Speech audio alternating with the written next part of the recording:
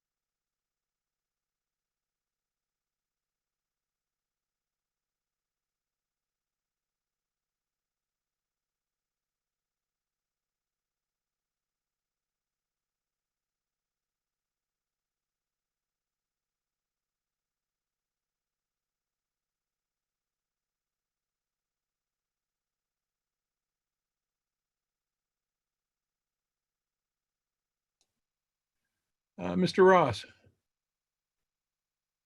Gabe? Yes, we're waiting for the Chancellor's having some technical issues here. I think Deputy Chancellor Nye is going to kick us off in Chancellor King's absence here. We'll pinch hit until the Chancellor is able to get logged back in.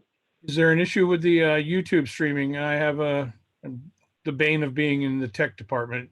Somebody's saying they can't, nothing's coming up with the YouTube yet.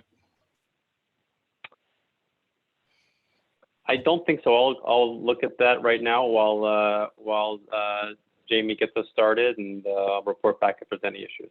Yes, sir. Thank you.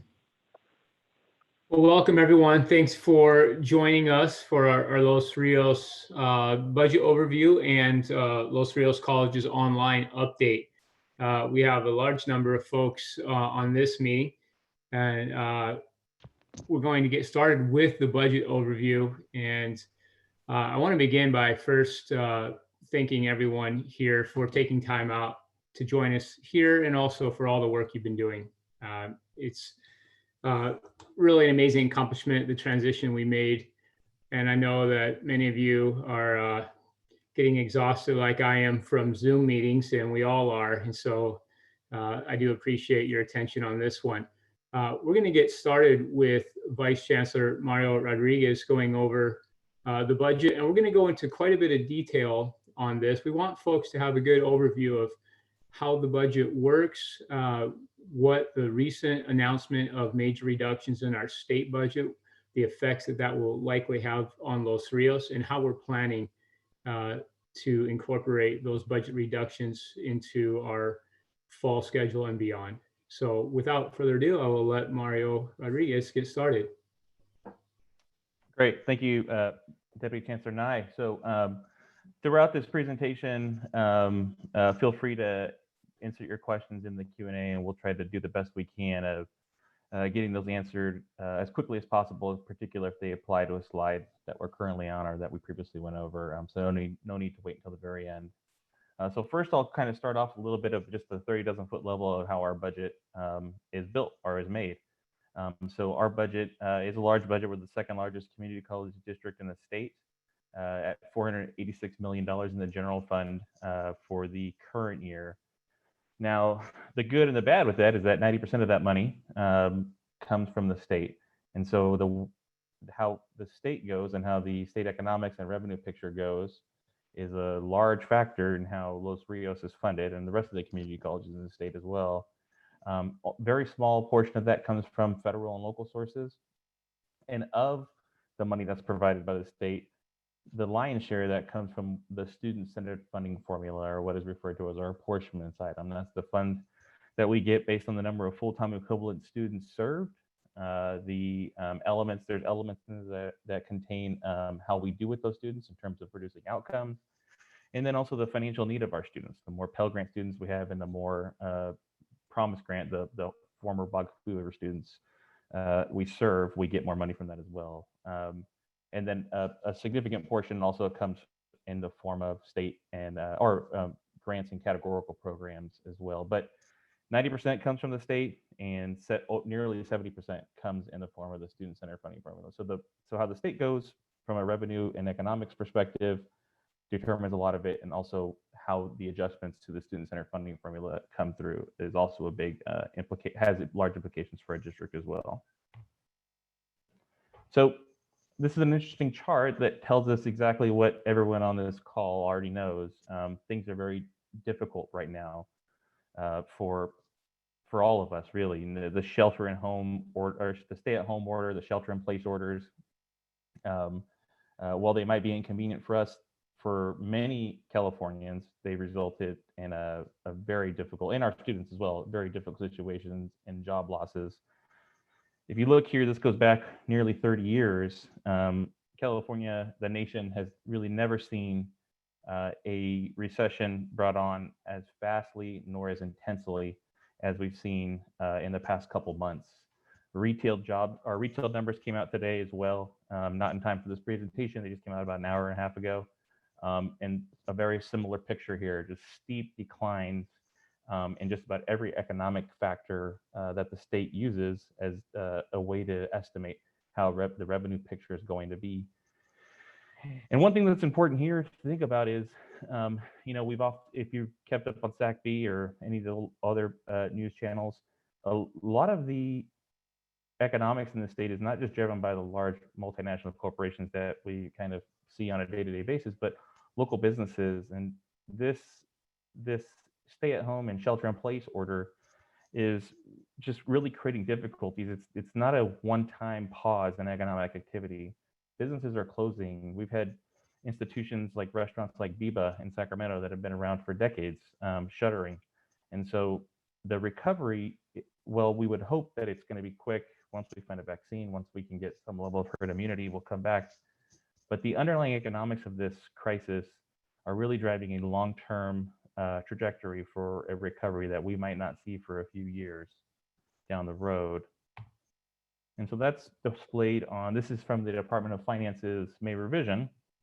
As you could see, for instance, in 1819, from the big three, from a tax revenue perspective, the vast majority of tax revenues that come into the state that fund Proposition 98, which funds community colleges and schools, is dependent on these three primary sources of revenue. Personal income tax, that's what we all pay, sales and use tax, and then corporation tax. You notice in California, we have a progressive tax structure that's highly dependent on personal income tax.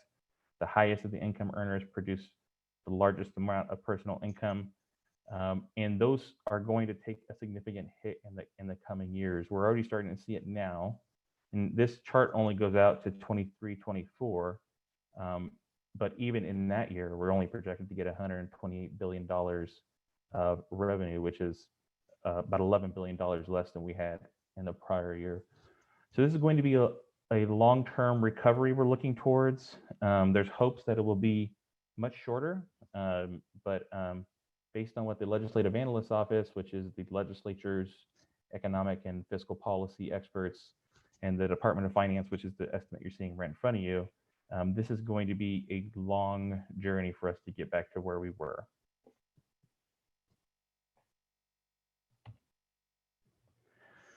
So because of the difficulty to everybody that's occurred because of the shelter in place and stay at home orders, the federal government and the state government have both adjusted their tax collection deadlines to, instead of the traditional April 15th, they've pushed them back to July 15th.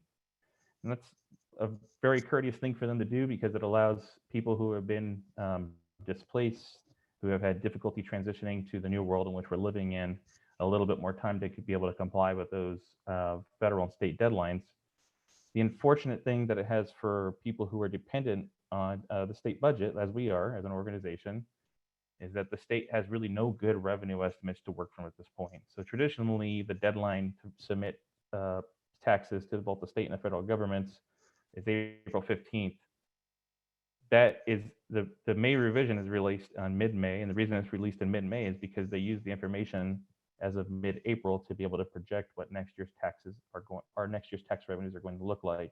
And if you remember from the last chart, personal income tax is a huge portion of revenue that drives how the state does and how we ultimately do as community colleges and at Los Rios. And so with those deadlines being pushed back, there's really no great information about how this year or next year is going to end up. And so the state still has a constitutional deadline that they must pass a budget, a balanced budget by July 1st, but they're really shooting in the dark here. Looking at historical trends, it's way off pace. So the numbers that they came out with, the numbers that you've seen on the chart before you, and then some of the how those numbers will impact the community college system and us, we're all just a shot in the dark at this point. So what they're going to also do is they're going to pass a budget by the end of the fiscal year in June 30th, but they're also going to do kind of like a second May revision, but in the August and September timeframe. So they're going to wait for July 15th to pass, and then they're going to do another look at they're going to calculate the revenues. That'll probably take about a month. Then they're going to come out with a new version of the budget sometime in July, August timeframe that will hopefully be approved by the August, September timeframe, possibly October. Now, the significance of that is because we're getting back to the place where we used to be, which is being a quarter of the way into the fiscal year and not knowing what our real revenue picture for that year is going to be like. And so we're just going to be upfront and ask for your flexibility. We are going to, for the next year or two, we're going to have a certain picture of how our fiscal health is and what we can do, but we're not going to have it complete. There's going to be a lot of changing deadlines and timelines, things that we're used to having conversations about at a certain period we might not be able to get to. But we're doing the best we can and adjusting as the state and the federal government are adjusting their timelines as well. So we did get a May revision released on Thursday of last week, and it was devastating. It was right on par, I think, in some ways to what we had hoped wouldn't happen, and it was even a little worse than that. So it was based on this concept of triggers, and we've seen these triggers come out during the last recession as well. So this trigger, in the last recession, triggers were based on if the state was going to pass Prop 30 at the time, the Education Protection Account program, the tax, predominantly the tax on millionaires. This one's based on if there's additional federal stimulus. The House on Friday passed the HEROES Act, but to be candid, the Senate and the President have both kind of marked it dead on arrival. They've had no interest in taking up the bill. Now our hope is that with 50 states clamoring for additional resources as a way to get them through this period of time, that there will be action between governors of red and blue states advocating their federal counterparts. But as of now, it does not seem very likely that the support for this bill would go anywhere past the House of Representatives. But we're hopeful and optimistic, and we will keep this district informed along the way if things change. The student-centered funding formula, the rates portion, so it's essentially we get a rate per student, we get a rate for each outcome that we achieve for the students, and we get a rate for the number of students that have financial need, are all reduced by 10%. And so in the past, there's been this theory of we have a hold harmless when this new funding formula came into the state 2 years ago. Well, that hold harmless wasn't actually held, if you will. It was actually reduced by 10%. And the difficult portion is, as of now, we aren't able to reduce our workload in the same ways as we were in the past budgets. And so this would be, if we just kept it the way it is, the hold harmless amount reduced by 10% would be a $32 million reduction for Los Rios. And even a district our size, 32 million is a big hit. It's a very difficult thing for us to balance, and something that to the tune of something we haven't seen before at Los Rios. The Student Equity and Achievement Program, a program that's funded a substantial portion of the support services and advancements we've been able to make in the recent years, was reduced by 15%. That's a $2 million reduction for Los Rios. These are ongoing reductions as well. And the Strong Workforce Program was cut by 50 or more. We're still trying to get final counts on that for the statewide, which would result in a $4 million reduction for Los Rios. And obviously in each one of these programs, there's people that are impacted by these programs. And so the planning's really just gotten underway. Like I said, this was released Thursday. We're still trying to get information from our chancellor's office, the state chancellor's office, from the Department of Finance. I've attended basically every webinar and every meeting I can to get information, and some of it's just trickling out. And then something we've seen from prior recessions, substantial deferrals that were put in place. So there's going to be a deferral this year from the June of this year to July of this same year, but the next fiscal year. But next year's is going to be even worse. It's going to basically, we're not going to get paid for the last quarter of a year. It's going to be late. And that's a $51 million hit to Los Rios. Now, in some ways, you could look at that as just an accounting gimmick, but it's not. It's real money. To the extent we don't have resources that can get us through that, we'll have to go out and get temporary, essentially a loan, a promise that when we get money, we'll pay some sort of bank. And so there's costs associated with all that. There's planning and workload that we'll have to deal with. But overall, even as well as I think we were prepared, and we'll go into that in a second, it's still a very shocking budget. So the good news is that at Los Rios, we're very strong. And when it comes to the position we were in before this, and the approaches and the immediacy and how we're taking this downturn very seriously and making sure that we're planning for all possible scenarios. So the first one is we have reserves. Now the reserves won't handle all those issues, but it does allow us a little bit of time to smooth out the rigid bumps that are going to be ahead of us. So our reserves are in line with our board policy. We have really all the debt and liabilities that are associated with our general fund. We have taken care of. All of our vacation balances are paid. Our workers' comp fund is fully funded. The promises we made to our retirees and the promises we made to our current employees, who will be our retirees, that's fully funded as well. And so we're not fighting from a deficit as we go into this very difficult period of time. And by working with our employee groups, we've been able to implement a long-term plan for the pension rate increases we're seeing. We've talked before, and if you've seen the numbers on the employer side, PERS and STIRS are either doubling or tripling their rates over about a period of a decade. And early on, we made a commitment that we wanted to budget for that early, so that way we weren't in a position, which I think many people around the state are now, that as those rates continue to increase, we have to make up for prior deferrals of not putting ongoing resources towards that, but then also the new increases that are going forward. And so we're in a very strong place when it comes to that too. Right when we really, after like a week or two after seeing the impacts of the coronavirus, understanding what the shelter-in-place orders would do to our economy, we immediately started preparing ourselves for the difficult financial position we were in, or we were going to be in. And so we stopped hiring. We were only approving critical hires. We began planning last month for different scenarios of reductions, 5, 10, and 15% reductions. And we began, my team began running scenarios for different, if the state would stop paying us this year, the state would stop paying us next year, to make sure that we were going to be able to be a fiscally solvent institution after all this. So we took the planning seriously, and we started from a really good place. And our hope is that we're going to continue with the tradition of taking care of our people even in the most difficult times. And so for our next step, and kind of to localize the conversation a little bit, each of the presidents is going to talk about a different point in how you handle these difficult financial times. So I'll hand it over to President Whitney Yamamura. Thanks, Mario.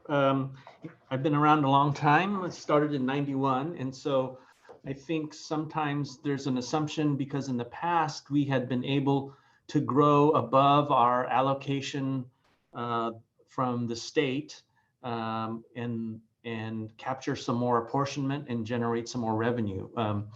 In good times, that's possible. So there are some districts that don't meet their budget allocation from the state and they leave some money on the table. So the state chancellor was allowed to take those funds and redistribute it towards districts that do have met their allocation and could grow a little bit more.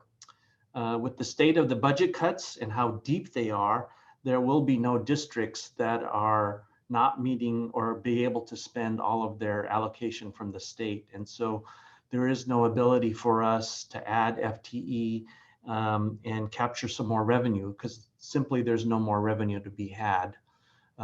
We are tied to Prop 98, K-12 and us, but it's a percentage of the total state revenue. So again, when the state revenue goes down, that means all of our allocation in terms of serving students will go down too. So that's an unfortunate reality of our situation. And I'm going to pass it on to Ed. Yes, good afternoon. I think the first point I want to make, and I don't think there's any way that I could truly emphasize this enough, I think particularly given the period of time that we are in, is the fact that we value all of our employees within Los Rios Community College District, regardless of status. So whether you're a student worker, full-time, part-time, we know that each of you have dedicated a tremendous amount of time, energy, and effort in serving our students. And so I just want to take a moment, which has been underscored by our chancellor many times, of how much we value you.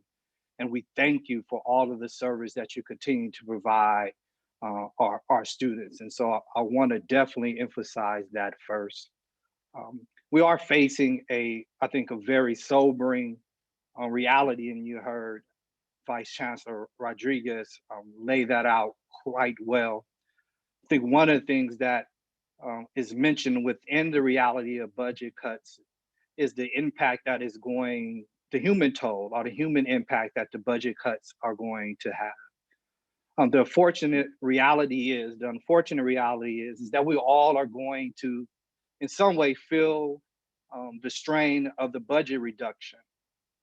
And also we have a realization that some in the organization are going to feel that in ways that others may not.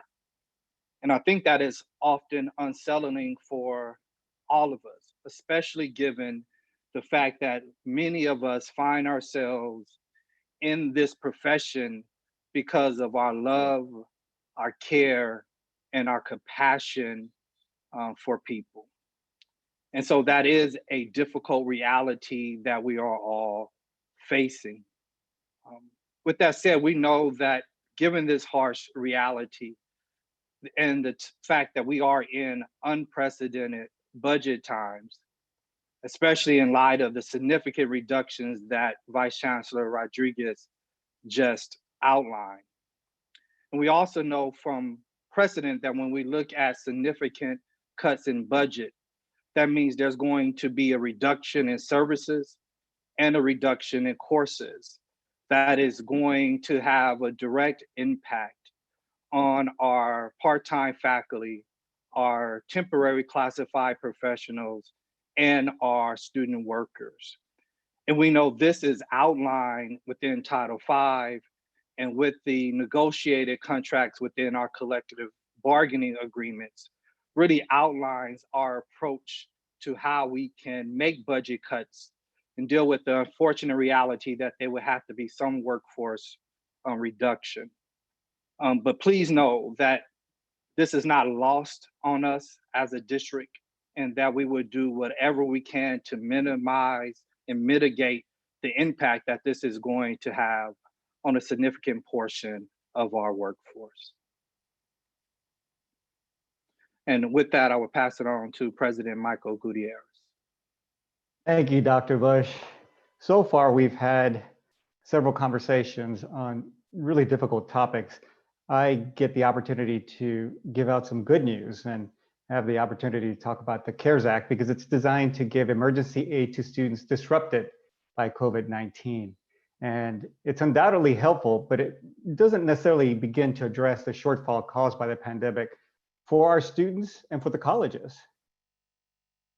In total, the colleges are receiving about $26 million, of which half of the amount has to be spent directly for our students.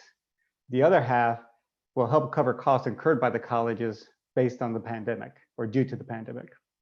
So what does this all mean? Let's first focus on the $13 million in direct aid to benefit students. When the CARES Act was passed, about 3 weeks later, the US Department of Education issued guidance that only students eligible for federal student aid programs can qualify for the grants. And that makes it really restrictive in how we can distribute the money. In Los Rios, we decided to distribute the funds in 2 phases. And the reason why 2 phases is we didn't want to spend all the money up front because it's supposed to last an entire year. And phase 1 actually has already taken place. On Friday, May 8th, $6.5 million of funding was sent to students with identified needs based on FAFSA. The emergency grants were tiered based on the number of units the students enrolled in before the disruption. So the more courses they took, the more money they received. And the range was between $100 and $400. In total, over 21,000 FAFSA students were given CARES Act funding in Los Rios.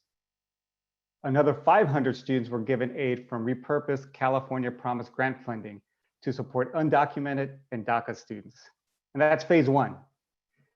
Phase 2 will begin in the fall semester where we will begin distributing the remaining $6.5 million.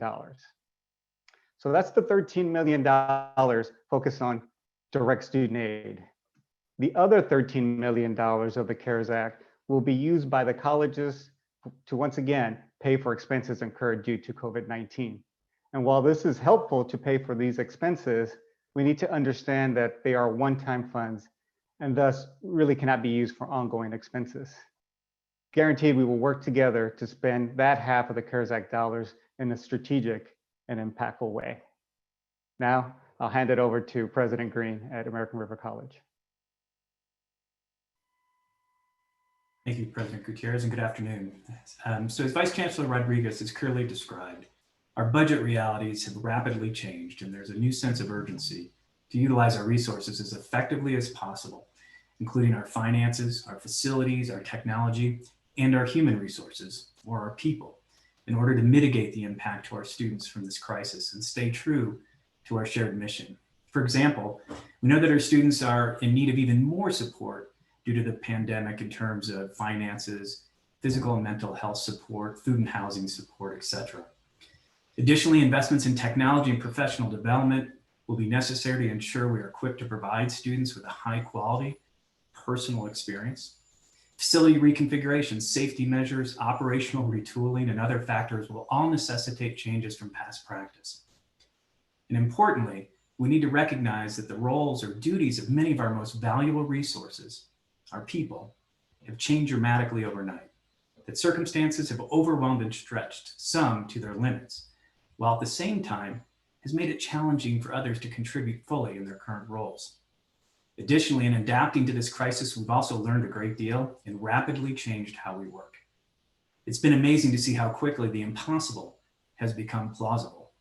And as a consequence, the budget constraints we're contending with must prompt reinvention rather than our simply reducing existing budgets that were based on a status quo that is no longer completely relevant.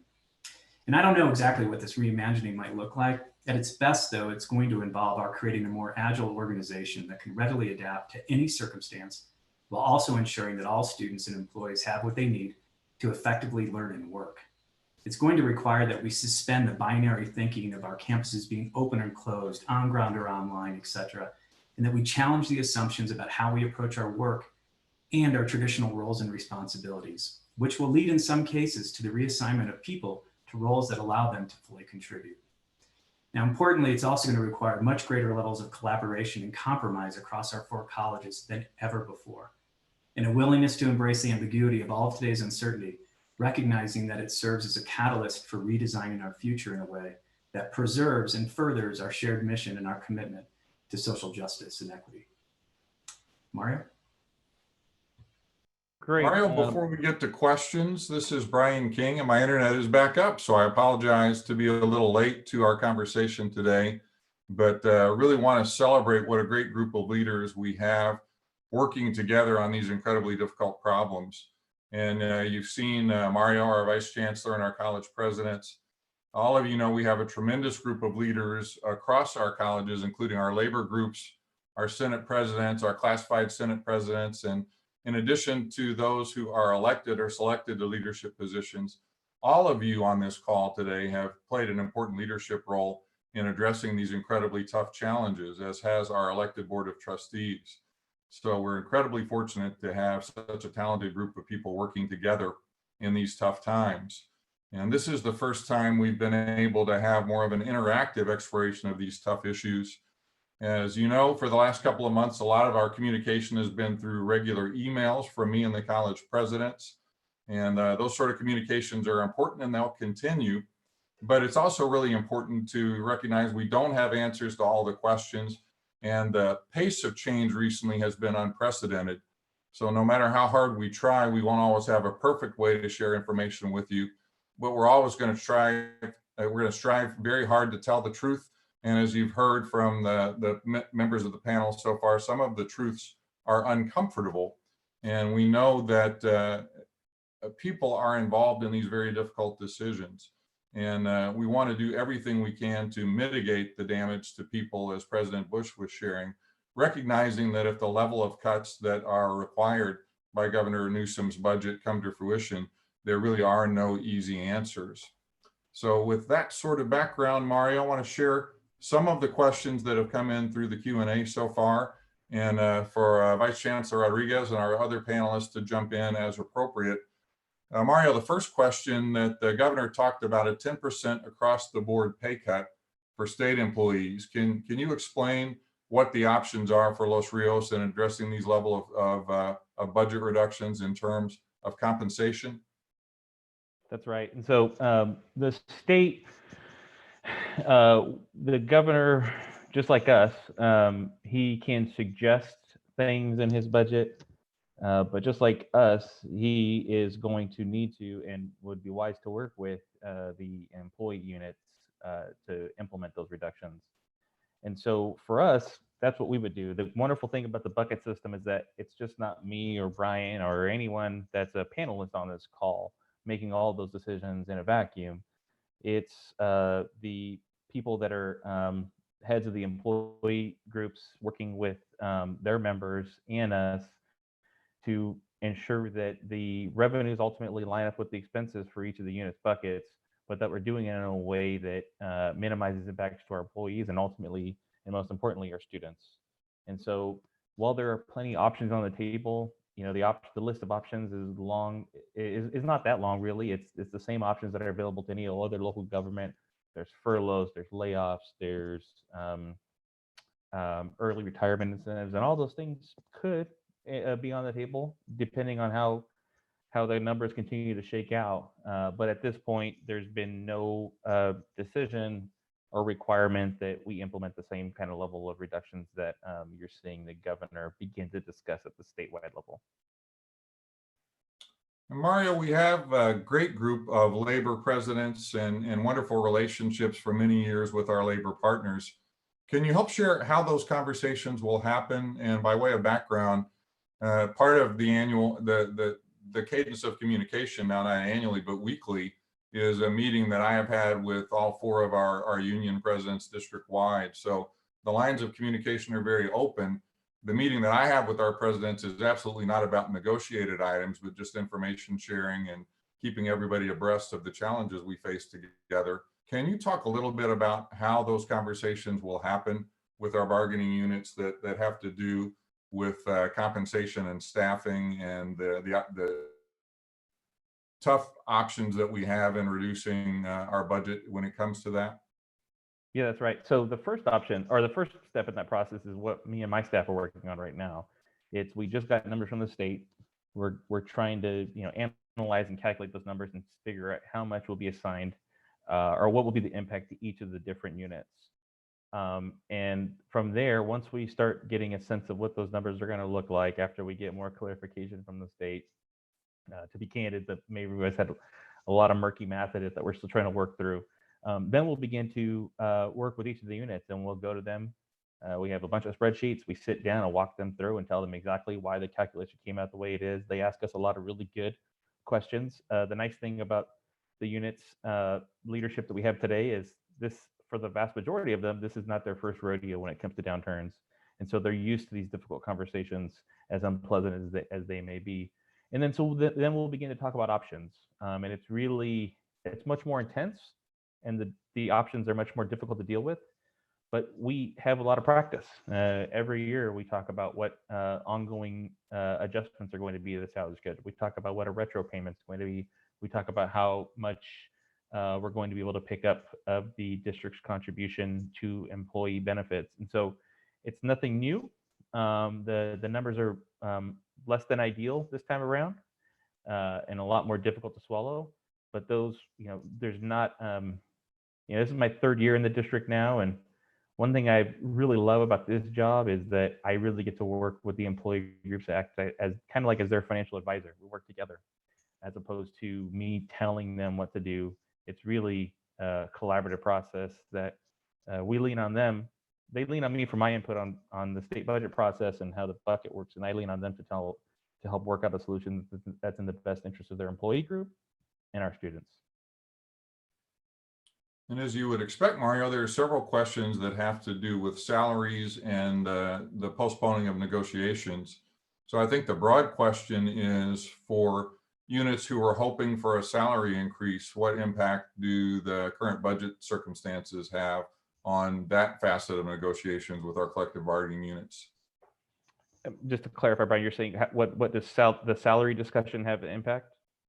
Right. The concern of some understandable concern of people hoping that salaries were going to be increased during the negotiations. What are the likely impact of postponing negotiations on salaries? Yeah, so to be candid, it's the numbers we're seeing right now are substantially less than we had that we were thinking when we had discussions with all of our units in February. Even though we knew the coronavirus would be spreading, I guess no one knew that it was going to be as bad as it's gotten all over America and then really all over the world. And so, I don't like to get out ahead, but it seems to me it would be very difficult to assume that there would be an ongoing increase, or even a one-time increase for that matter. And so we're really right now, every government and really every employer in the nation, and particularly in states that are hit as bad as California has been hit from the, not necessarily the virus. We've done a good job of protecting public health, but that public health protection has come at a cost. And so it's just very unlikely. There's not too many employers in California that are talking about pay increases at this moment. It's really about making sure that we're protecting our employees and our business and our operations as much as possible. And so it just would seem like it would be very difficult to have that conversation or that expectation going forward, but we're still working through the process. I'm trying to go through the Q&A and summarize questions that are asked more than once as well as I can, with the understanding we may not be able to answer all the questions during the time we have in the next several minutes, but we will keep track of all of the chat questions and address them in frequently asked questions and other communications. So one question is about early retirement incentives. Can you talk a little bit about how an early retirement incentive works, what that means, and what the process would be in determining whether to offer early retirement incentive? Yeah, so the early retirement incentive it's kind of a deal struck between the employer and an employee, in which the employer agrees to pay a certain percentage of the employee's salary. So generally between 50 to 90%. The employee, it goes out to a broad group of employees, and some employees who might not otherwise retire might say, yeah, I want to go, and they get a one-time payment, which could be annuitized, or it could be paid out in 1 year, 3 year, 5 years, or have a longer term annuity. And what the employer gets is they get salary savings from that position. They, generally, even if they were going to hire someone, they might hire someone that's coming in at a lower step. For instance, if it's a faculty member and they're at 20 years, or pick your year, and then you hire someone that comes in at range 3, there's savings there. Those conversations, we're like I said earlier, we're kind of keeping all options on the table. We're just working through the numbers right now.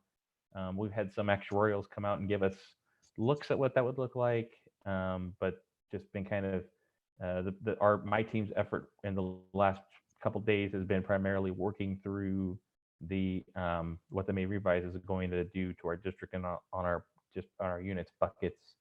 But that's kind of how early retirement incentives, or SERPs, what they're traditionally called, work. Frequently, the conversation has been everything is on the table, and that's part of everything, an exploration of potential early retirement incentives with no proposal or no formal discussion so far. Correct. So Mario, we'll stick with you. Another question: at the college level, individuals working on budget cuts see what's going on. Can you explain how the same principles apply across the district as far as budget reductions? Yeah, and so the same rules have applied when we're talking about our initial steps, was just to stop, definitely stop as much as possible permanent hiring and only approving limited interim hirings to meet critical needs for periods of time. That's happened at the colleges and across the district. The same budget reduction strategies that we've been planning for, or at least giving serious thought to, the 5, 10, and 15% targets, have been done at each of the colleges and across the districts. Ultimately, what comes next is taking those numbers, pushing them through the bucket system, the bucket formula, and then after that, we'll get a better sense of what we need to operationalize from some of those initial plans, or which starts, or how to start those conversations going forward. But the district office and all of its units, the colleges and each of the units at the colleges, are going through that very similar exercise.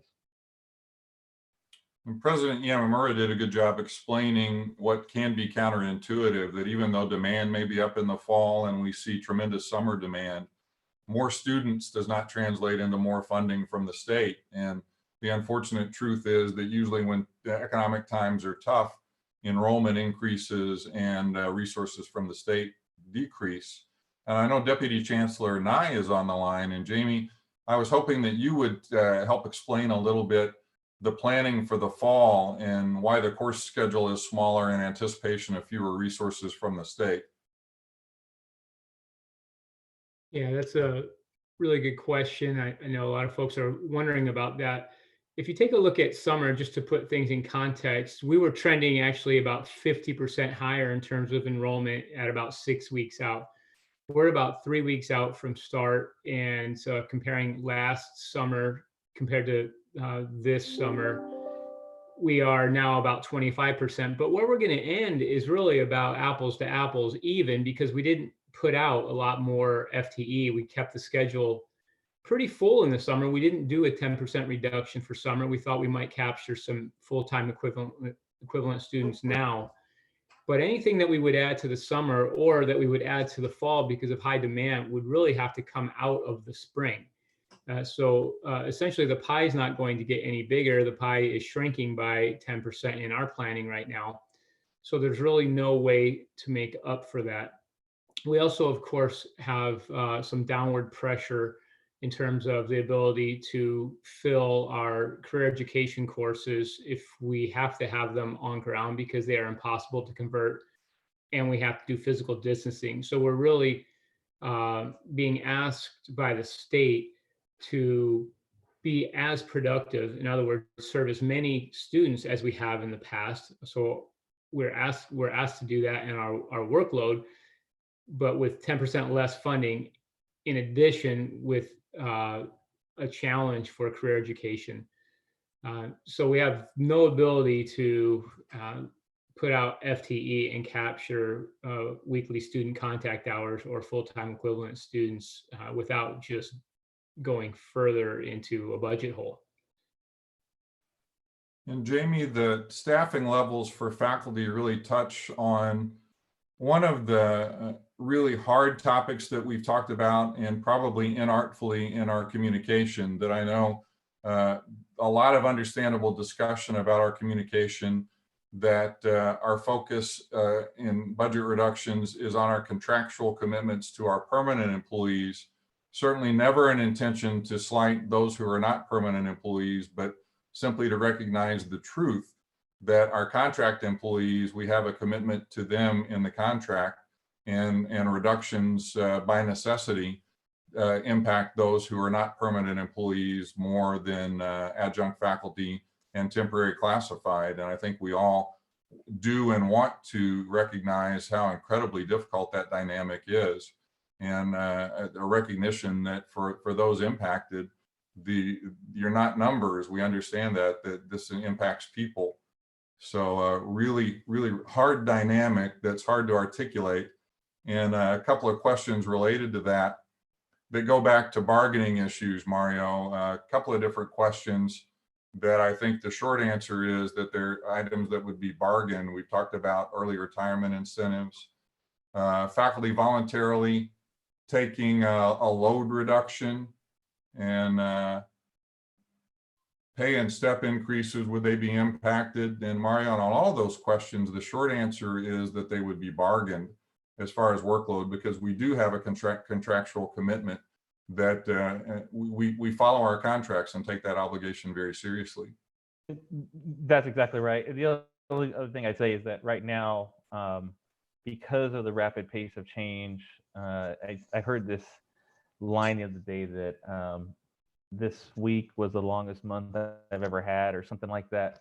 We're meeting consistently with really every group. I'm meeting with I think I'm meeting every vice president 2 times a week at least.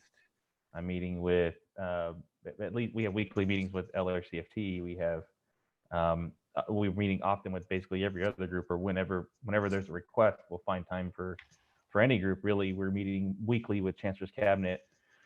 And so the appropriate conversation for all those compensation condition questions, and there's plenty of them that have been had and there will be going on for the next 3 to 6 months here, is in those collective bargaining discussions that we have with our employee groups.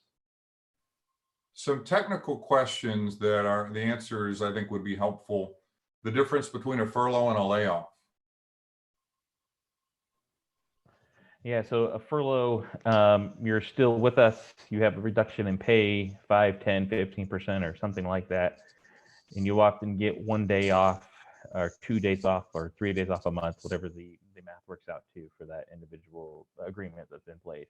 And a layoff is a full-fledged layoff. It's the 100% of the pay gone, releasing from any obligation the person has to come to work. And so, you know, it's my goal to not have those conversations. We've never seen anything like this before, though. This is something that is, you know, with the first couple weeks this came around, the conversation was, even from state policymakers, some of the smartest economic minds when it comes to state revenues, was this is going to be worse than the dot-com boom, but not as bad as the Great Recession, the most recent housing crisis we went through. And very quickly after those conversations came out, it was, well, this is way worse than the Great Recession. We're talking Great Depression era kind of numbers when it comes to unemployment, 25, 30% national unemployment numbers. And so, while I don't want to nope. I hope to not start any paranoia. I don't want to make anybody more stressed out than we already all are right now, but we wouldn't be living in reality if we didn't say all those options are on the table. But let's let the numbers work themselves out. Let's let the conversations with the employee groups happen, and know that it's the last thing we want to do is to implement any of those difficult decisions. And we're going to do everything we can to mitigate the worst case scenarios, including advocating in the Capitol, both in Sacramento and Washington, D.C., for additional funding, and recognizing that our commitment to equity is unwavering, and a lot of questions talking about how to balance a commitment to equity. And I think we just have to be honest up front that it makes it harder to address our equity values with fewer resources. And when we talk about the commitment to our permanent employees embodied in our contracts, the recognition is that some wonderful people who are in temporary positions are more vulnerable in terms of budget reductions. And we want to minimize those impacts, but we just wouldn't be telling the truth if we stood up today and said that we can guarantee that some of the negative consequences are not going to happen, because there's so many things that we don't know. And Mario, another question probably best answered by you. Will staff be moved around to different departments as a reaction to COVID-19? I'll answer that. I just wanted to note one other thing. It's not only the equity amongst our students or amongst our employees, but it's also our students. When we're taking massive cuts to programs titled Student Equity and Achievement, there's going to be real reductions on services we can provide. This budget does not look exactly like the budgets that we've seen in prior years. But not only do we have to be honest about the discussions when it comes to the employees that will be impacted, but also, there's, students from college-going cultures aren't always taking advantage of those services that have means behind them. Those services are there for our most vulnerable students, and so that's going to have to be a part of that difficult conversation as well. So Brian's question was, or the question he was pulling from the Q&A was, can employees be moved? The technical answer is yes, and we will follow all contractual rules around that. That's not just a COVID issue. That's we do that from time to time if there's a workload need amongst our 4 colleges. And that's really, to be honest, one of the great things about our having 4 colleges, that when things change, we're able to absorb people within the organization to our greatest extent possible. And if there's hardships, we'll work with that employee to minimize those hardships as much as possible. It's taking on a new definition now because of the hiring freeze and the likelihood that there won't be as many positions in the future as there are today. So we will begin to have conversations about what that looks like. And to be honest, there's also a part of it that's, in our effort to keep our employees that are, to hold on to our employees, as many of them for as long as possible. We have to be able to use them as much as possible, because with less money likely means less services. So if we can take someone who would not be considered eligible to be able to work in their position in a remote environment, we have to be open to the conversation about, well, what could that person do? We have plenty of need. And if there's people who we have on payroll, we need to be able to try to find creative ways to ensure that our students are getting the full service for every dollar that's coming through this district. Several excellent and difficult questions for programs that rely entirely or almost exclusively on temporary workers. What will happen? And Mario, I think that's a corollary to your question, that the reality is, in a remote environment, we will have some employees who will not be able to do the job they normally would do. So it's going to require incredible flexibility to redeploy full-time employees to keep programs operating. And the funding source matters as well. A good question about federal work study, that we certainly want to use the federal work study dollars. So that will be an instance where student workers will continue to be employed. The challenge comes with temporary employees who are funded from the general fund and not from other sources like federal work study. And several more questions about the difficulty of protecting our vulnerable populations with less money. And again, the candid observation of reality, that we can't do more with less, that the difficult process is prioritizing how we can continue to serve our vulnerable students with less money. And some of those decisions are not going to be optimal by any stretch of the imagination. And several questions about the difficulty of holding some classes remotely. And I'll turn back to Deputy Chancellor Nye again. The day will come where we will resume face-to-face instruction, but the reality is it won't be this summer and it won't be in the fall in substantial numbers. We are developing plans for reopening whenever circumstances allow. Jamie, do you have anything to add about that? Well, we do have a list of all of the courses that are impossible to convert, and it's very similar to the courses that were impossible to convert this term. We've gone over those this morning with the Vice President of Instruction and the Associate Vice Chancellor of Instruction. So we're very aware of this issue. We're looking at as many creative options as possible. We want to keep term lengths shorter if possible in case there is a disruption. We are contemplating an early start fall for some of those classes on a voluntary basis, but that's one option that we're considering, but it hasn't been decided yet. And we are really trying to have as little disruption to students as possible if there is an interruption in the fall. I know there's strong interest for certain courses to be on ground, but really we are almost fully online in the fall. That's the decision we made, and we're going to stick to that decision. A list of the sample types of courses that people, just to get a flavor though, I mean, I'm holding a list in front of me from ARC. You have things like automotive, we have, nursing, we have welding, hospitality management. We have a list of those, and a lot of career education, so almost exclusively career education, where those are just really impossible to convert.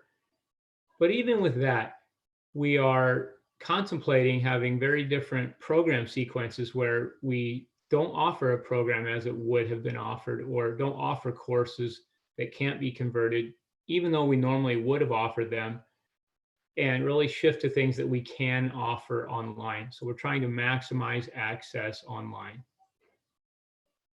And Mario, one final question before we pivot to the important second part of the town hall today is a question about being a large multi-college district as opposed to if our 4 colleges were independent.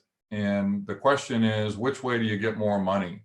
You've got deep finance, deep experience from the Department of Finance and the Chancellor's office.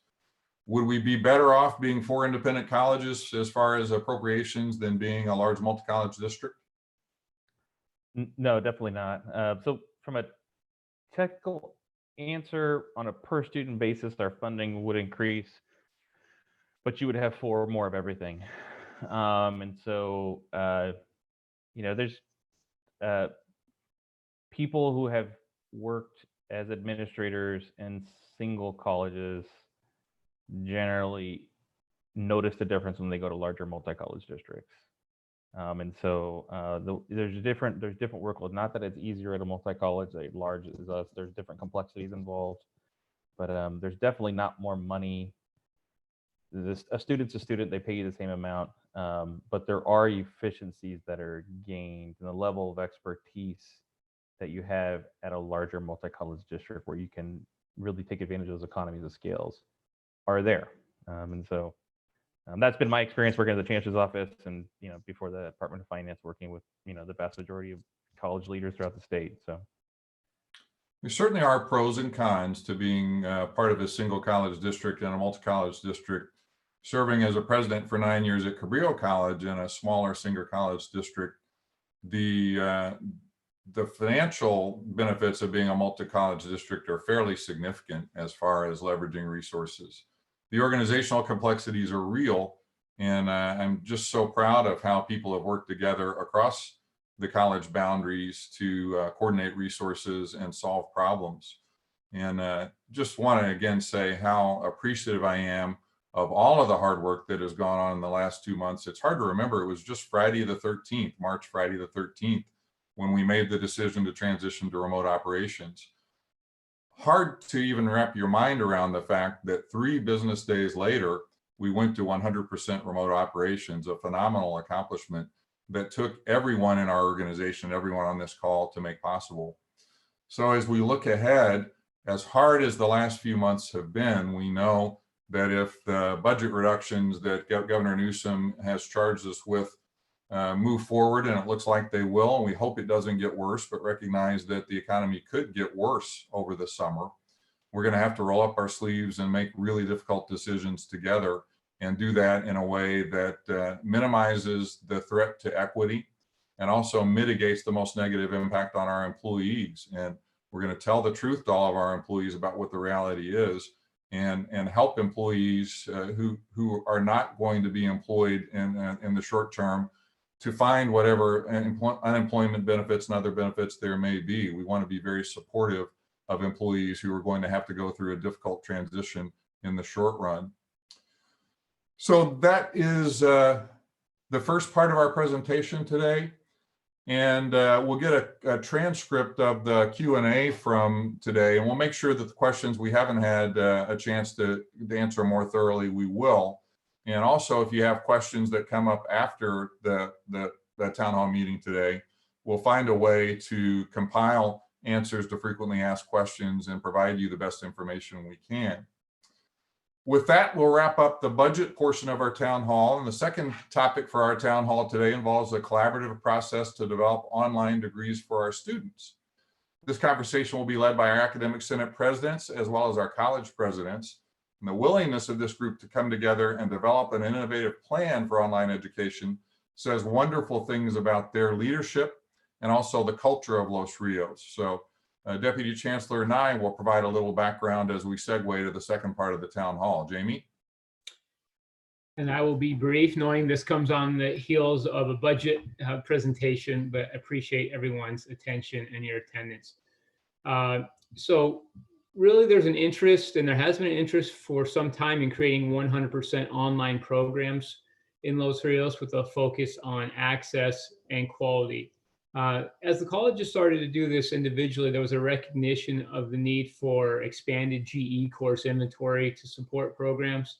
Also, really a recognition that we needed online student onboarding and many other online business processes that we don't currently have, in addition to online student supports. We've also made a commitment as a district to have 20% of our online course inventory up to the Online Ed Initiative rubric standard, which is a very high quality standard. So with all this work moving forward, it really seemed appropriate that we start to have a little more intention around online, particularly for offering fully online certificates and programs. So as we recognize that, Chancellor King asked the college presidents and the academic senate presidents, with support of the Office of Institutional Research, to envision a more intentional and coherent approach to online programs with measurable goals. You'll hear momentarily that this work has led to a lot of planning and some specific goals, but also Los Rios College's Online Coordinating Council. And the co-chairs of that council will be Torrance Powell, interim vice president of student access and online engagement. And also really pleased to announce to many of you that we'll also have Diane Pease, who has been a wonderful district curriculum coordinating committee chair over the past couple of years, and a real advocate of good online programs, also co-chairing that group. And I'm going to turn it over now to the Senate presidents and college presidents to share a little more about that planning. Thank you. Thank you, Jamie. Yeah, we're all here to talk with you about collaborating to expand access through a new re-envisioned Los Rios Colleges Online. But before we do that, I want to advance my slide. Okay. Frame the conversation a bit. We are not talking about a response to COVID-19. This is not in response to the current pandemic. It's not about converting remote operations this spring or over the summer or in the fall. This work has been going on and being talked about since well before the pandemic, and it's going to continue until after the pandemic. we want to talk to you about a new structure focused on faculty and colleges leading the way in online education. The new structure shared today will reveal increased college involvement. The plans presented today are plans to strengthen and enhance online education, not to replace on-ground education. What we're doing and proposing for the future is new. So we don't have answers to all the questions, but we encourage you to submit your questions to the Q&A area of Zoom and the chat area of YouTube. We may address some of the questions today during the webinar, but we promise to provide additional Q&A answers after the webinar and continue to provide resources and communication as the project continues in the days, weeks, and months ahead. The panelists for today's webinar are the college presidents, Ed Bush at CRC, Thomas Green at ARC, Michael Gutierrez at SCC, and Whitney Yamamura at FLC. The academic senate presidents, Greg Beyer at CRC, Paula Haug at FLC, Lori Petit at SCC, Elisa Shove at ARC, and myself, Julie Oliver, the district senate president. And our two online coordinator council co-chairs, which Jamie already mentioned, Diane Pease, who's a Sac City College business faculty member, and Torrance Powell, who's at the DO as the interim vice president for student access and online engagement. So how did we get to where we are with all of this? Many of you may remember back in December, the 18th to be exact, we all stormed into the boardroom and sat down and we were ready for a presentation on online education. And that was labeled Los Rios Online, as it was called then. We listened to the presentation, lots of questions were had, and coming out of that session, it was decided we need to take a different approach with the project heading into the spring of 2020. So with the permission of the district, the chancellor, the deputy chancellor, we focused on a more college and faculty guided process. So since January, the 9 of us, the college presidents, the academic senate presidents, with the occasional Betty Glyer Glover, the District Office of Institutional Research Director, occasionally joined us to talk about data involved in the process. We've been meeting multiple times each month to talk through what we would like to see for the future of online education in Los Rios, where our focus is district-wide efforts to create fully online instruction and student services.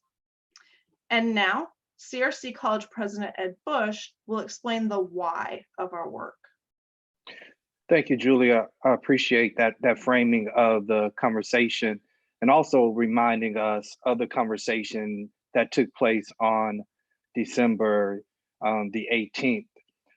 One of the things that was also abundantly clear from that December 18th meeting was the focus on equity. And during that conversation, while we may not have agreed on all of the equity implications pertaining to online education, we were definitely clear that if we move forward and not put equity at the center, that we would have missed the boat. And so in our conversation and talking about the Los Rios Colleges Online, equity is at the core of our work.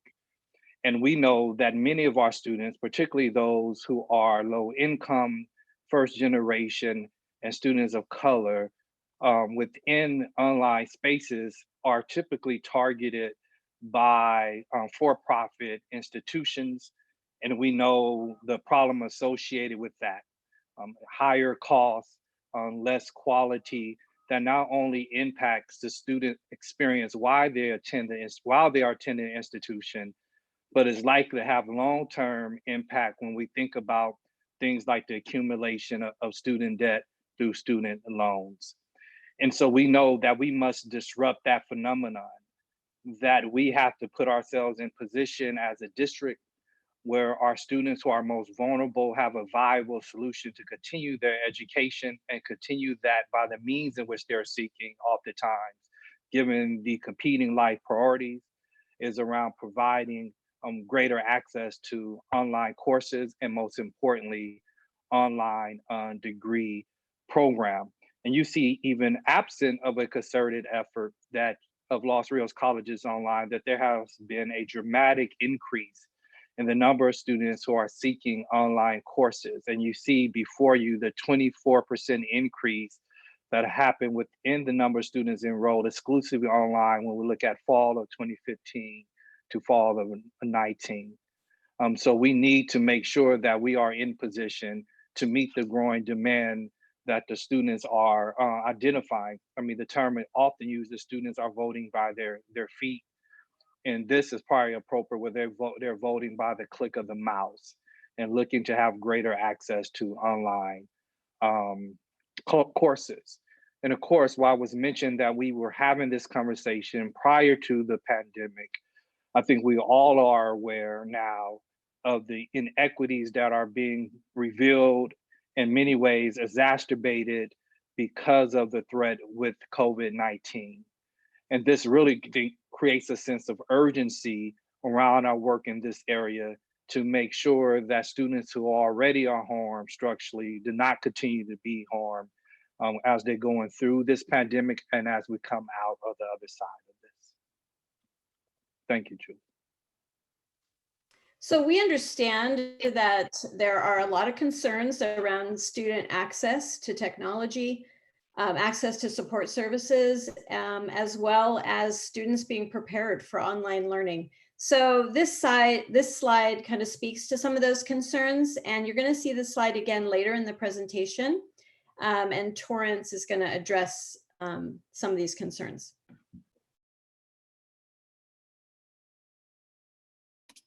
Hi, I'm Paula Haug from Folsom Lake, and it's my joy to present the challenges, the many challenges that our team faced as we stepped into this project in the spring. One of the challenges that we face is keeping this collaboration very much learner-centered and learning-centered, not just how we deliver our information and our instruction, but the quality with which we deliver that instruction. As Ed mentioned earlier, equity is absolutely at the heart of what we are working on, and we recognize what an amazing opportunity this is, that we get to build something with equity in mind from inception. And so we're really working hard to take advantage of that and to see that come to fruition. It's very important to us that this remain a faculty-driven process.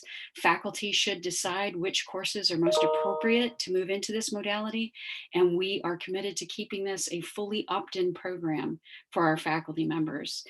Also, as Julie said earlier, it is college-led. As the last bullet point says, it is very much a district-supported effort, and we greatly appreciate that, but it is the colleges who offer the courses, and it will be the colleges who confer the degrees. So we got this. And lastly, it is very important for us to keep an eye on data and not to be lulled into a false sense of anecdotal security. So we did bring our district researcher and Gail Pittman from Sac City College in to make sure that we stay focused on what the true needs of this program are, as well as our true capacities in meeting those needs. So those are some of our challenges. And I think next we'll be talking about some of our goals. And I believe Lori from Sac City will be covering that. Thank you. Thank you. Good afternoon. I'm Lori Petit from Sacramento City College, and this slide addresses our intent with Los Rios Colleges Online and also allows us to operationalize the outcomes we envision for students. So with the goal of effective delivery of high quality and equity-centered online education, our work group also identified the following metrics of our intent. So as a result of this project, students will have access to fully online programs. The colleges have already been tasked with identifying multiple online degree options as a starting point for this one. After that, have access to fully online student support services. All areas of the online infrastructure are significant, but we recognize the unique complexities that this line item requires in terms of counseling, financial aid, DSPS, tutoring, and many other student support services. Also have the ability to complete an online program in a timely manner. We recognize the necessity of building our GE capacity in the online environment in order to meet this intent. And finally, since transfer is a primary goal for many of our students, we recognize that students need to be prepared for online transfer options, allowing for the completion of online bachelor's degrees. And with that, we'll transition out to the next slide and our next speaker, ARC College President, Thomas Green. And want to just start by thanking all the panelists. It's been a real pleasure to work with all of you on this. And so I'm just going to describe a little bit at a high level of the structure that we're put together for moving forward with Los Rios Colleges Online. And I'll just try to start left to right and move through. So as the chart describes, the executive sponsors comprised of the college presidents, district academic senate president, and the college academic senate presidents are going to actively champion the concept of Los Rios Colleges Online from the executive level. So the sponsors will regularly communicate the purpose, vision, long-term goals, as well as, and in tandem with the chancellor's executive staff, help establish and convey the strategic direction to the coordinating council. And then also the executive sponsors will advocate for appropriate resources to support the development, execution, institutionalization of Los Rios Colleges Online, and maintain awareness of the entire scope. And as well, the executive sponsors may become actively involved to mitigate risks, mediate conflicts, and facilitate dialogue to resolve issues. So moving from left into the center, that is the coordinating council, and as the name implies, it provides overarching coordination of myriad efforts being pursued to achieve the strategic outcomes or deliverables. The council is facilitated by a chair and a co-chair, and that's Diane and Torrance as the administrator and faculty provide leadership to the initiative. And then membership is going to be balanced by representation of constituency groups, student, staff, faculty, administrators, functional expertise, individual college representation, and the divisions within those colleges as well. And the council is going to actively work on those deliverables, or it may delegate them to one of the 4 collaboration groups as appropriate. You see in those 4 circles on the outside. And if circumstances arise that require additional resources or expertise, the coordinating council may establish separate project teams. Now, those 4 groups surrounding the coordinating council are called collaboration groups. They consider issues related to that area of collaboration. The group's going to be a recommending body that forwards concepts and deliverables to the coordinating council for consideration. And each group is going to actively design or implement assigned deliverables. And it's going to also remain connected to the ongoing work of existing governance groups. There's a lot of work going on, so it's not to duplicate that effort, but to align with and support and help coordinate that. Then on the far right, you see those incubator projects, and it's really the incubator is a means to test and refine innovative concepts, supports, and or technologies can then be brought to scale within the Los Rios Colleges online ecosystem as a whole. And so at that, this is a good handoff to Torrance, who's going to take it and expand on the current incubator program. Torrance? Thank you, Thomas. So going back to the December 18th conversation, and can we get the next slide up?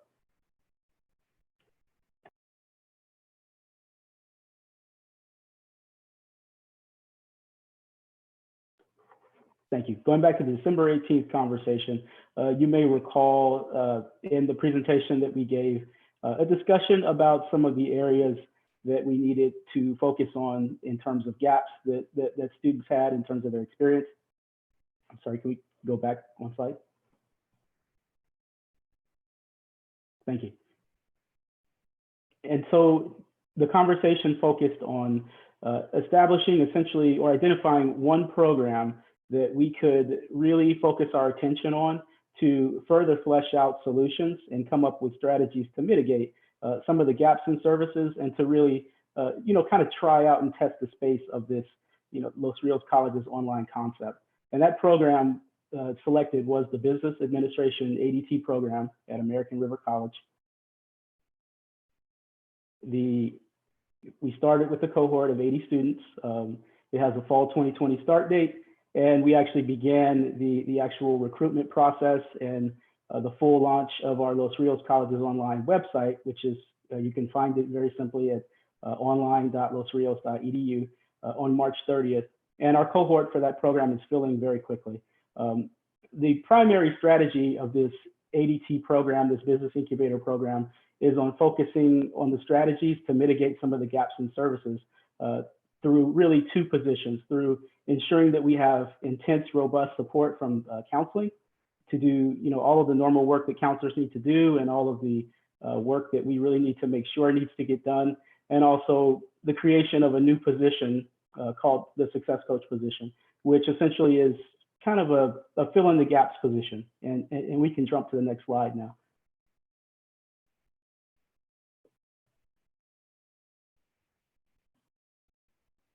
Next slide, please. Thank you. So as we kind of showed earlier, we already presented this particular slide, and I think we know what the gaps in terms of services for online students are. These are things that we're very familiar with. We went over a lot of these gaps on December 18th. Access to on-ground resources. Many of our services presently and prior to COVID-19 were not easily or readily accessible to students in an online capacity. So if they didn't have the capacity to come into the financial aid office and get some questions answered, it may take them some extended period of time to get the services they need. Definitely concerns about student preparation for taking courses online. That's come up on this webinar several times already.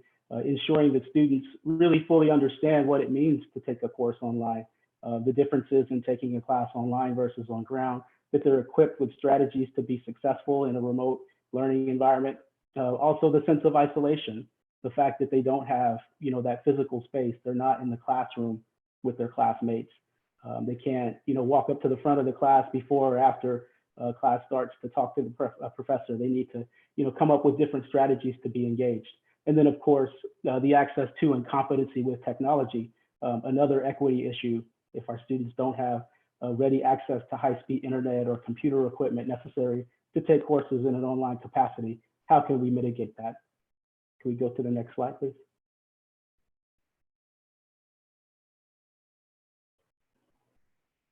So the Los Rios Colleges Online concept is really, a concept that is as old as school, right? It's the creation of a learning community, but a digital learning community. Being very intentional about ensuring that students have access to all of the support that they need, whether that be academic, social, or process support services, and that all of the faculty, the staff, the administrators that are engaged in that process are working very closely and cohesively together to ensure that those students' needs are met. And you'll notice that this is circular and there aren't arrows going out because all of the folks within that hexagon there have the similar roles and responsibilities that as a former instructor myself, I know that sometimes I'm talking to students about issues they're having with with administrative functions, with how they get their financial aid or how they get their DSPS services met. Really, the idea behind this learning community is that we all play a role in these different elements to support students and success. And so the Los Rios Colleges Online Learning Community is really seeking to help further cement those working relationships with staff and faculty who are working in this digital space to ensure that our students' needs are met. And with that, I'll pass it over to Elisa. Hi, I'm Elisa Shab from American River College. And thank you, Torrance. I wanted to just remind everyone that what Torrance was talking about, the work, is part of the incubator project. So all the things that we learn from this work in the incubator will all be fed back and inform the work of the Los Rios Online Coordinating Council, the collaboration groups that Thomas already discussed, and ultimately connected back to the executive sponsors, which are the college presidents and academic senate presidents. So we want you to see how well connected all of these ideas are into a comprehensive governance structure around this entire project. So moving on to our next slide. Thank you. So I'm just going to take a look with you at the strategic goals that have been developed for this coordinating council for the next year. So first of all, the coordinating council will help facilitate each college identifying a minimum of 2 programs for an integrated 100% online delivery. Second, we need to identify a shared GE pattern that allows for 2-year student completion. Facilitating an integrated training and development infrastructure for Los Rios employees is part of the goal. Aligning guided pathways approaches to student services support and academic support for our online students. And then finally, developing a comprehensive matrix so that we can evaluate our students' success in online programs. Our ultimate goal is that online success will be equal to or even greater than on-ground success. And so these goals, they're intentionally broad because operationalizing these goals is going to be the work of the coordinating council and the 4 collaboration groups. And so, of course, as the new addition onto this slide shows, all of our work is always going to be driven by data and with the goal of closing equity gaps, as has been mentioned before. Thank you.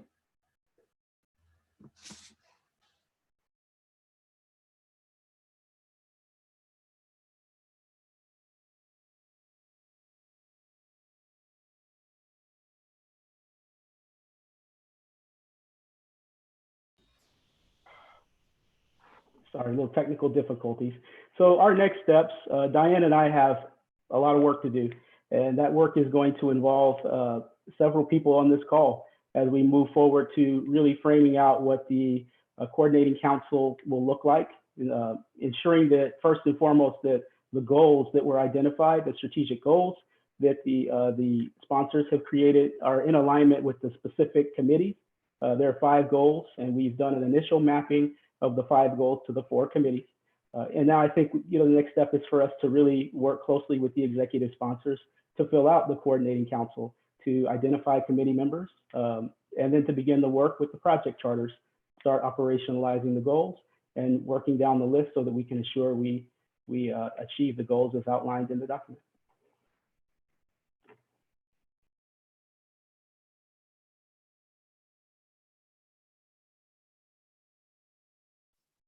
And at this point, that's the end of the content of our presentation. And we have Michael and Greg who are monitoring chats and questions, and they're gonna hopefully field a few questions to all the panelists. If appropriate, we will try to answer them. And again, anything we don't get to, we will answer in FAQs and other resources. I can get us started, Julie. This is Michael. One of the questions that was asked is, how can we ensure good quality in online courses in light of the budget cuts?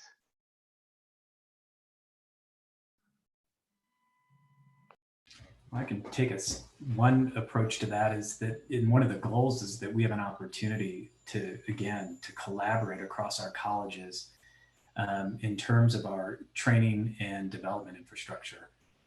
Certainly the kind of the remote operations, in some ways there's additional barriers, in other ways there's some unique opportunities to collaborate. And so I think that's creating greater efficiencies in that collaboration around training and development, I think is one way in which we can move forward in light of kind of the constraints we're in. And in addition to that as well, I think that these are part of the hard decisions that we need to make in terms of, we do have to make investments in terms of supporting quality in online education. And this is one where that's going to be part of that conversation. And I'd like to tackle, there are several questions in the YouTube chat about the connection between this project and the California Virtual Campus Online Education Initiative. And what I can say about that is each of the 4 colleges, when we joined the CVC OEI a couple of years ago, we committed that 20% of our fully online classes would be designed in alignment with the CVC OEI rubric. So certainly the commitments we've each made to that project is there, and that of course is part of this. And then in terms of the success rates of students that are in our online classes, there was a great question asked about the growth in fully online enrollments. The students are only taking online classes, what their success rates are. So thank you for asking that question.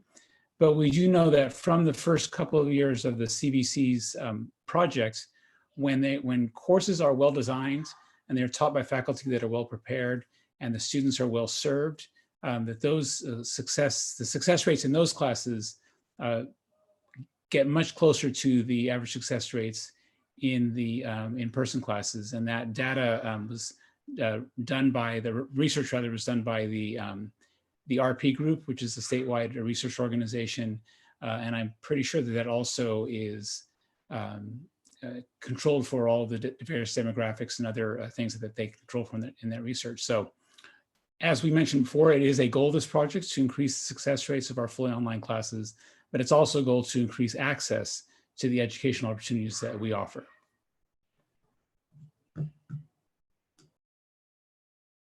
I'll go ahead and take a stab at the how is this initiative going to be paid for in light of the budget issues that we just outlined. We offer these courses throughout the district, and this also speaks to another question in the chat. The business program was chosen in part because we have a lot of business faculty who have already opted in to online education, and the course inventory is there. So that program made sense. As other courses or other programs increase their inventory, and again, this is opt-in, this is faculty choice, these are department decisions, then those programs will more than likely come online as part of this program as well. But these classes are already there, and the online classes, if you watch, keep an eye on the schedule of courses, the online classes are very, very popular. And so we're not having to cannibalize any of our on-ground offerings in order to offer these classes.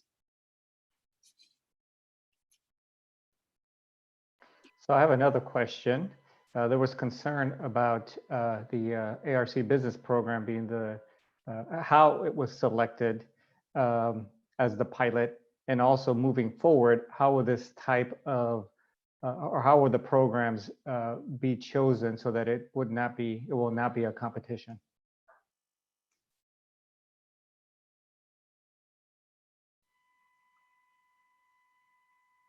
I guess I could speak to that a little bit. I mean, if you take a look at the graphic that showed the model of the coordinating council and the collaboration groups, that's how programs will be chosen, because it's not going to be a top-down approach. It's going to be a collaborative approach where colleges have the opportunity to offer a completely fully online program, as opposed to being stopped from doing so. So we have a whole different approach going forward than what was initially created with the ARC pilot program. And we've also discussed as part of these discussions and part of this program that even though a particular college might shepherd a particular program, if, for example, a student needs a class and the classes at that particular college might be full, there's nothing preventing them, just as with our on-ground classes, there's nothing preventing them from taking that class from another college in the district. And so we would like to see a situation where these classes are offered, the pathways are clearly laid out. If a particular class fills at a particular college, students can be directed elsewhere in order to meet their degree objectives. And again, that speaks to the collaboration piece and not this kind of staked out territory. This is ours, they take it here and only here kind of approach.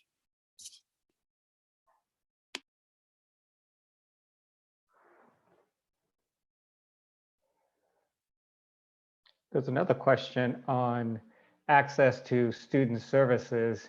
Will any student be able to access the student services regardless of whether they're online students or not? I can feel at the beginning of that, Michael.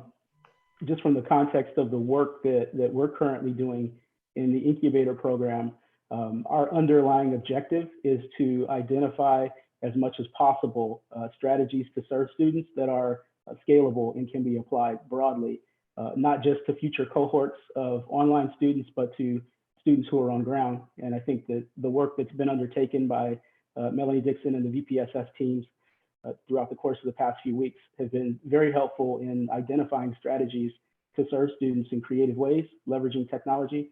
So I'd say that we're well underway already to helping service students and take some of those efficiencies and apply them more broadly.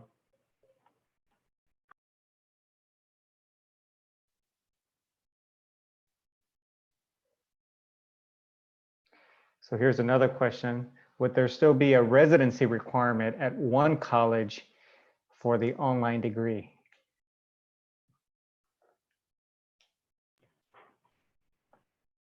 Yes, colleges issue degrees. So the degree is housed at American River College and the students are American River College students.